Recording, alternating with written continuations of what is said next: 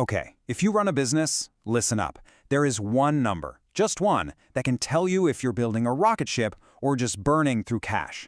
It's called Customer Acquisition Cost, or CAC, and honestly, it's one of the most important metrics for your survival and your growth.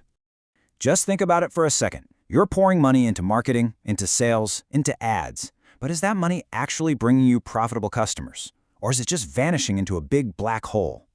Answering that question is exactly why we're here today. So, here's our game plan. We're going to cover what CAC actually is, run through the super simple math, figure out what a good versus a bad number looks like, uncover the crucial profitability ratio, and then we'll wrap up with some real, actionable ways you can lower your own costs. All right, let's dive right in. First things first, what exactly is customer acquisition cost? It might sound a little complex, but I promise you, it's one of the most important numbers you should be tracking, and believe me, it's one that way too many businesses just completely ignore. It's really this simple. CAC is the price you pay to get one new person to buy from you.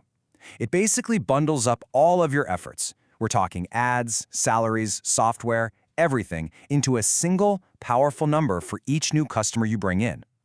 So how do you find this magic number? Well, you definitely don't need to be a math whiz. The calculation is incredibly straightforward. Let's break it down together, step by step.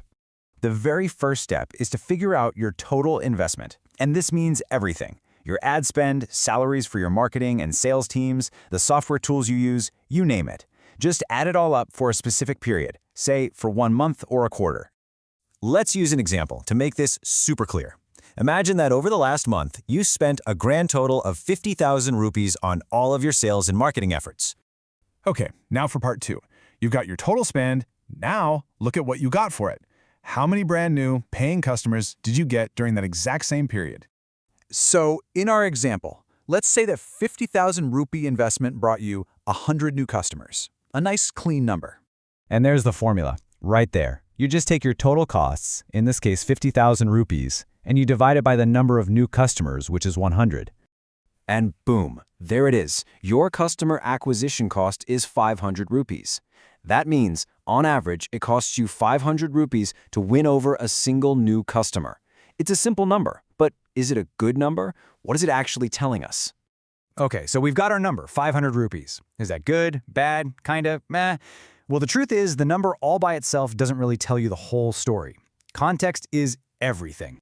And the first piece of context you need is to understand where your customers are even coming from. Because you're probably spending money across a bunch of different channels, right? And their efficiency can be wildly different.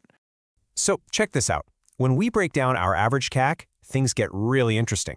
You can see that customers we get from paid ads are pretty expensive, costing us 800 rupees each. But the customers finding us through a Google search, through SEO, they only cost 300. And wow, look at this. Customers from referrals are an absolute bargain at just 100 rupees. Another great way to get context is to peek at your industry. If the average CAC in your field is around 600 rupees, well then your 500 rupee CAC is looking pretty darn efficient. You're actually outperforming the competition. But there's an even more important comparison we need to make. And now, my friends, we get to the real secret sauce. Knowing your CAC is only half the battle. The other, more important half, is knowing what a customer is actually worth to your business. This is where we unlock the key to sustainable growth. So let me introduce you to CAC's best friend, Customer Lifetime Value, or CLV. This metric predicts the total amount of money a customer will spend with you over their entire lifetime as a customer. Are they a one-time buyer, or are they going to come back again and again? And the relationship between these two numbers, CAC and CLV, that's where the magic really happens. The golden ratio, the number you should be aiming for, is 3 to 1. So here's the absolute crucial point. For a healthy, scalable business, the value of your customer needs to be at least 3 times what it cost you to get them. If your CLV is 1,500 rupees and your CAC is 500, you are in a fantastic spot. I mean, think about it. You're spending 1 rupee to make 3. Now that is a business model that can really, truly scale. So this, of course, leads to the next big question. What if your ratio isn't that great? How can you make your customer acquisition more efficient? Let's jump into some actual strategies you can use to lower that CAC. First off, double down on what's already working. Remember that channel breakdown? Shift your budget toward the channels with the lowest CAC, like SEO and referrals. Invest in creating really valuable content that attracts customers for free. Launch a referral program and turn your current customers into your best salespeople. Use automation to make your teams more efficient. And finally, be intentional. Set a clear target every single quarter to bring that cost down. And you know, that's really the key takeaway here. Calculating your CAC isn't a one-and-done thing. Think of it more like a vital sign for your business. It's a health check that you should be doing regularly to make sure you're growing in a healthy and, more importantly, a sustainable way.